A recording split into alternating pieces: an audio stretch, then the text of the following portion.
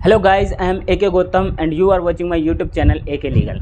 तो दोस्तों, पिछली कुछ वीडियो पे मेरे वीडियोस पे कमेंट्स आ रहे थे स्टूडेंट्स के कि उन्होंने दिल्ली यूनिवर्सिटी में एडमिशन तो ले लिया है, मतलब DULLB में एडमिशन तो ले लिया है, लेकिन वो अपनी लॉ की पढ़ाई अब इंग्लिश में करें या हिंदी में करें, क्योंकि उनका जो बैकग्राउंड है वो हिंदी से रहा है और वो LLB में आके इंग्लिश में अपनी पढ़ाई करना चाहते हैं। तो वो अपनी इंग्लिश कैसे इम्प्रूव कर सकते हैं, क्या वो हिंदी में भी एग्ज़ाम दे सकते हैं, साथ ही उनके ये भी क्वेश्चन थे। तो वही मैं आज की वीडियो में सारे डाउट क्लियर करने वाला हूँ। और इसलिए मैं इस वीडियो को इसलिए बना रहा हूँ कि एक टाइम पे मेरे माइंड में भी यही क्वेश्चन आता था कि इंग्लिश अपनी कैसे इम्प्रूव करी जाए, इंग्लिश में एग्ज़ाम कैसे दिए जाए लॉ में, क्योंकि LLB पढ़ते हुए थोड़ा इंग्लिश का रोल ज़्यादा हो जाता है, आपको ज़रूर सीखनी चाहिए। तो इस वीडियो में मैं आपको क्लियर करने वाला हूँ, क्योंकि मेरी भी जो BA तक की पढ़ाई थी वो मेरी हिंदी बैकग्राउंड से रही थी, और मैंने जो अपना स्विच करा था वो इंग्लिश मीडियम का, वो LLB में करा था। LLB मतलब मैंने जो पढ़ाई थी वो इंग्लिश मीडियम में करी थी। तो इसकी वीडियो में मैं आपके सारे डाउट क्लियर करूँगा कि आप कैसे अपनी इंग्लिश इंप्रूव कर सकते हैं, और क्या आपके पास अपॉर्चुनिटी है कि आप हिंदी में भी एग्ज़ाम दे सकते हैं दिल्ली यूनिवर्सिटी में। तो सबसे पहला क्वेश्चन यही है कि आपने DULLB में जब एडमिशन लिया है तो क्या वो आप हिंदी में भी एग्ज़ाम दे सकते हैं, पढ़ाई कर सकते हैं? तो जी बिल्कुल, एब्सोल्युटली यस, क्योंकि आप हिंदी में भी पढ़ाई करके हिंदी में ही एग्ज़ाम दे सकते हैं। आपको कोई दिक्कत नहीं आने वाली, आप हिंदी में एग्ज़ाम दीजिए, आप पास होंगे, कोई इशू नहीं है। आपको हिंदी में पढ़ना आप हिंदी में पढ़िए, आपको इंग्लिश में पढ़ना है इंग्लिश पढ़िए। ये आपके पास फुल अपॉर्चुनिटी है, फुल फ्रीडम है, आप किसी में भी करिए, और मटेरियल भी आपको जैसे तैसे मिल जाता है। तो वो तो कोई इशू नहीं है। अगर आप हिंदी में पढ़ना चाहते हैं LLB को, तो आप हिंदी में पढ़ सकते हैं। लेकिन क्वेश्चन ये है कि काफ़ी बच्चे इंग्लिश में स्विच करना चाहते हैं, क्योंकि उन्हें लगता है आगे चल के लॉ के करियर में उनके लिए इंग्लिश बहुत ज़रूरी होने वाली है। तो उन्हें बिल्कुल सही लगता है। तो क्योंकि मैंने भी अपने हिंदी मीडियम से इंग्लिश में ट्रांसफ़र किया था जब LLB में, तो मैं आपको बताऊँगा कि आपको क्यों ज़रूरी है हिंदी से इंग्लिश में, और आप कैसे कैसे अपनी इंग्लिश को इम्प्रूव कर सकते हैं। देखिए, सबसे पहले मैं ड्यू की रियलिटी बताऊँ, DULLB की। तो बस कहने के लिए आपको अपॉर्चुनिटी देता है कि आप हिंदी मीडियम से पढ़िए और हिंदी में एग्ज़ाम दीजिए। अगर आप खुद से एग्ज़ाम पढ़ रहे हैं, खुद से एग्ज़ाम दे रहे हैं, तो पॉसिबल है। लेकिन वो DULLB अपनी तरफ से एफ़र्ट नहीं लगाती है आपको हिंदी में पढ़ाने के लिए, आपको मटेरियल प्रोवाइड कराने के लिए। वो क्यों? मेरा जो एक्सपीरियंस रहा है दिल्ली यूनिवर्सिटी में DULLB में पढ़ते टाइम, वो यही है कि यहाँ के जितने भी जो प्रोफेसर हैं, वो जो लेक्चर देते हैं, लेक्चर डिलीवर करते हैं, वो 90% इंग्लिश लैंग्वेज ही यूज़ करते हैं। हाँ, हालाँकि आप हिंदी में कुछ क्वेश्चन पूछें तो आपको हिंदी में जवाब दे देंगे, लेकिन वो जो उनके पढ़ाने की टेक्निक है वो ज़्यादातर यही है कि वो इंग्लिश में ही लेक्चर देते हैं और इंग्लिश में ही सारी चीज़ें डिस्कस करते हैं। तो सबसे ज़्यादा मेजर ड्रॉबैक यही आएगा कि जब आपको क्लास में ही समझ में नहीं आएगा कुछ, तो फिर आपको दिक्कत पड़ेंगे कहाँ से? आप खुद से पढ़ लेंगे, एग्ज़ाम दे देंगे, उसमें तो कोई दिक्कत नहीं है। लेकिन वो नहीं पढ़ा रहे, मतलब आपको एक हिंदी मीडियम वाला माहौल तो नहीं देने वाले, सारा माहौल आपको इंग्लिश मीडियम वाला मिलने वाला है। वहीं जो ज़्यादातर बच्चे हैं वो सब इंग्लिश मीडियम ही प्रेफर करते हैं, जो DULLB में बच्चे आते हैं, और उसके साथ साथ सिर्फ कुछ % बच्चे ही हिंदी मीडियम की पढ़ाई करते हैं, और जिसकी वजह से उन्हें मटेरियल ढूंढने में भी काफ़ी इशू होता है, क्योंकि ज़्यादातर जो पब्लिशर्स हैं, जो बुक्स हैं वहाँ पे, वो सब इंग्लिश मीडियम में ही मिलती हैं। हिंदी मीडियम के लिए उन्हें काफ़ी कुछ ढूंढना पड़ता है, दूर दूर दुकानों पर जाना पड़ता है। और सबसे बड़ी बात देखिए, जो दिल्ली यूनिवर्सिटी केस मैट देता है वो उसका खुद का सिलेबस है, क्योंकि सारा सिलेबस जो केस मैट पे बेस होता है वो उसे ही इंग्लिश में प्रिंट करता है, हिंदी में प्रोवाइड नहीं कराता। तो ये तो क्लियर है कि DULLB कोई एफर्ट नहीं लगा रहा है हिंदी मीडियम वाले स्टूडेंट के लिए। तो इसलिए मैं कहना चाहूँगा कि देखो, आपको फ्यूचर में भी अगर आप हिंदी से इंग्लिश में जाते हैं, आपको हिंदी आती है, सबसे अच्छी बात है कि ये हमारी मदर टंग है और हमें आती है, लेकिन इसके साथ साथ हमें इंग्लिश भी सीखनी चाहिए। और वो इसलिए क्योंकि हमारा प्रोफेशन लॉ है, हमें वो भी सीखना चाहिए जो हमसे एक्सपेक्ट नहीं किया जाता है। हमें नॉलेज का ही खेल है, हमें कहते हैं सारी चीज़ें सीखनी है, हिंदी लैंग्वेज, इंग्लिश लैंग्वेज, और बाकी भी हम सीखना चाहें तो सीख सकते हैं। और कई बार सीखनी भी पड़ती हैं। जब आप किसी स्टेट जुडिशरी का एग्ज़ाम देते हैं तो कई बार आपको वहाँ की लोकल लैंग्वेज भी सीखनी पड़ती है।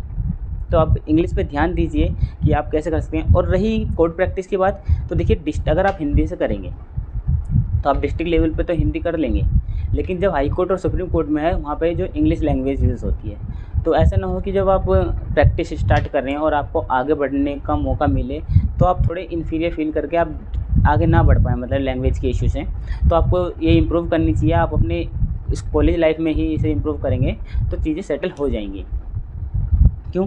बाकी दिल्ली यूनिवर्सिटी में तो डिस्ट्रिक्ट कोर्ट में भी इंग्लिश चलती है ड्राफ्टिंग में, हालांकि उसमें सबमिशन हिंदी में दे देते हैं, लेकिन हाई कोर्ट और सुप्रीम कोर्ट में प्रॉपर इंग्लिश ही चलती है।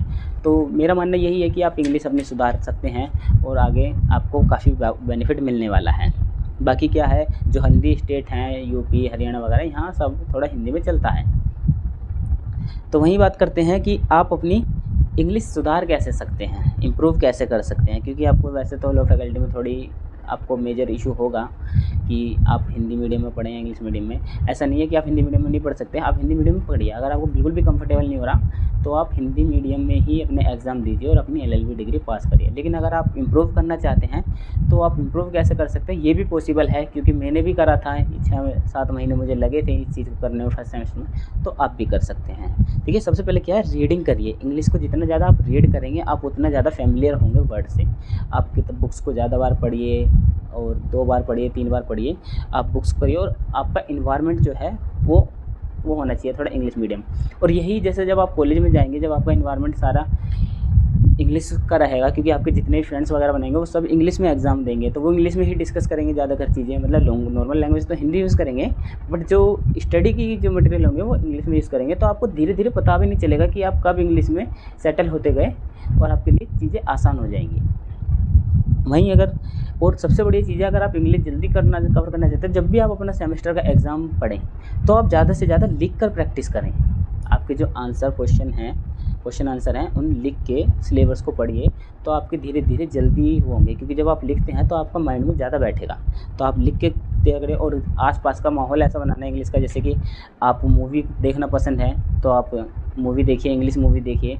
आपको इंग्लिश मूवी समझ में नहीं आती तो आप हिंदी मूवी देखिए, लेकिन सबटाइटल इंग्लिश कर लीजिए, साथ में उसे देखते रहिए। आपको गाने सुनने का शौक़ है तो आप इंग्लिश गाने सुनिए। आपको इंग्लिश गाने सुनते भी हैं काफ़ी, तो और क्या कहते हैं, आप उन्हें लिरिक्स सुनिए उनकी, तो आपकी धीरे धीरे अंडरस्टैंडिंग बनेगी। और आप जितना ज़्यादा इंग्लिश पढ़ेंगे, मेन चीज़ क्या है कि अब तक जब आप हिंदी मीडियम में पढ़ते थे तो जब आप एग्ज़ाम के टाइम पे हिंदी पढ़ते थे तो आपको हिंदी आती है। लेकिन अब आप एग्ज़ाम की तैयारी, बस इतना फ़र्क है कि बाकी जो अदर स्टूडेंट हैं उन्हें 2 महीने लगेंगे सिलेबस कंप्लीट करने में, तो आपको हो सकता है 4 लग सकते हैं। तो आप अपना टाइम पहले से बढ़ा दीजिए, शुरू से ही पढ़ने लगिए।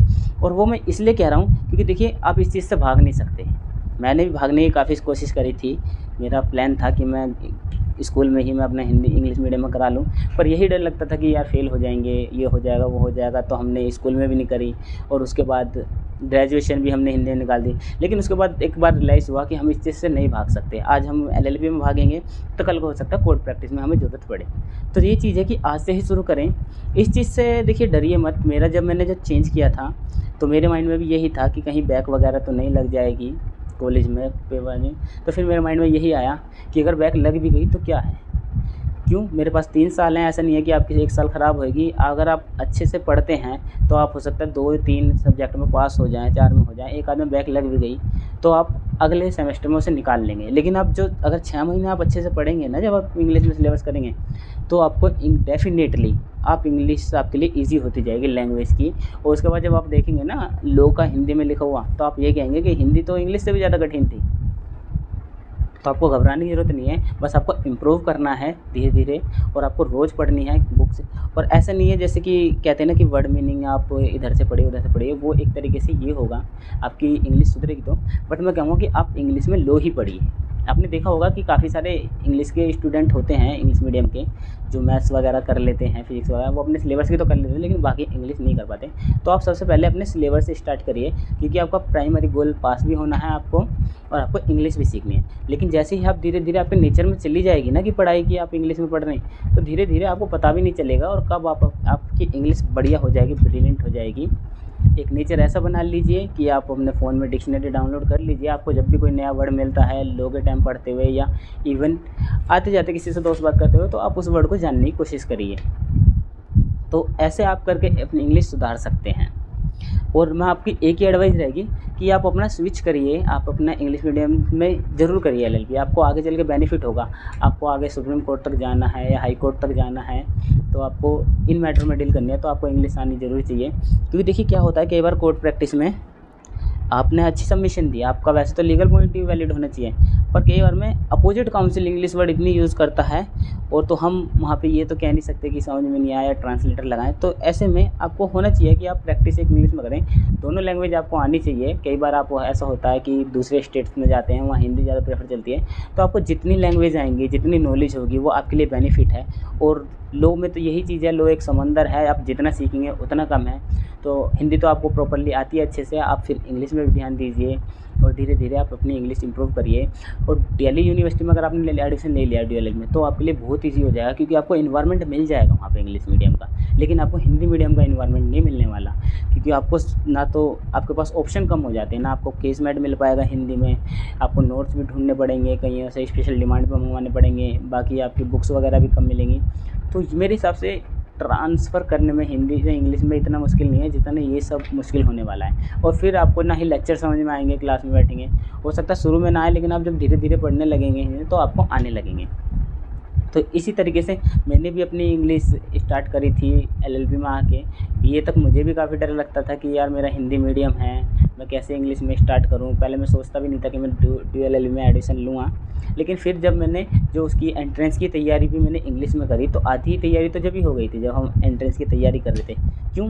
देखिए, लो स्टूडेंट का सबसे जो यहाँ पे जिन्होंने भी एडमिशन लिया है, ऐसा नहीं है कि उन्हें इंग्लिश बिल्कुल नहीं आती, उन्हें इंग्लिश आती है, समझ भी आती है, सब समझ लेते हैं। लेकिन माइंड में एक ही क्वेश्चन आता है कि हम रिप्रेजेंट कैसे करेंगे।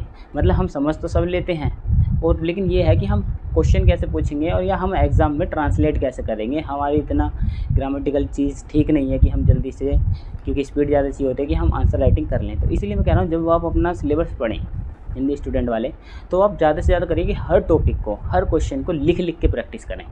आप लिख लिख के पढ़ें। इससे बस इतना होगा कि बाकी स्टूडेंट 2 महीने में सिलेबस कंप्लीट कर रहे हैं, आपको हो सकता है 3 महीने लग जाएँ, 4 महीने लग जाएँ। तो आप आज से ही स्टार्ट करिए और आज से ही अपने सेमेस्टर की तैयारी करिए। पहला गोल आप अपने सेमेस्टर को क्लियर करने करिए, ज़्यादा मत पढ़िए, लेकिन उसे इंग्लिश में पढ़िए। जैसे ही आपने क्लियर कर लिया, आपको पास कॉन्फिडेंस आएगा, फिर आप एलएलबी में भले ही आप धीरे धीरे आप सारा अपने एग्ज़ाम क्लियर कर लिए, और बाकी नॉलेज के लिए तो आपको पूरी ज़िंदगी ही पढ़ना है। तो उस चीज़ की टेंशन मत लीजिए कि मैं यहाँ से पढ़ूँ, वहाँ से पढ़ूँ।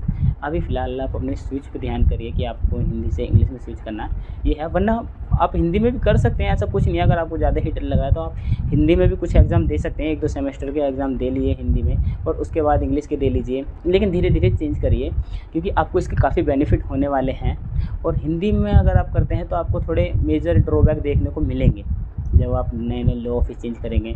अगर आप दिल्ली में वकालत शुरू करना चाहते हैं, और फिर आप अगर हिंदी में सीखते हैं, तो आपके लिए बहुत ज़्यादा इशू होगा, क्योंकि दिल्ली का कल्चर सारा इंग्लिश मीडियम बेस ही चल रहा है। डिस्ट्रिक्ट कोर्टों में भी ड्राफ्टिंग इंग्लिश में होती है, नोटिस वगैरह सब इंग्लिश में जाते हैं। तो इसलिए आपको थोड़ा इंग्लिश सीखना ज़रूरी है। बाकी स्टेटों में आप सर्वाइव कर सकते हैं हिंदी के बेसिस पे, क्योंकि वहाँ की जो कोर्ट की लैंग्वेज है वो ही हिंदी है। जैसे उत्तर प्रदेश में आप हिंदी में वकालत शुरू कर सकते हैं।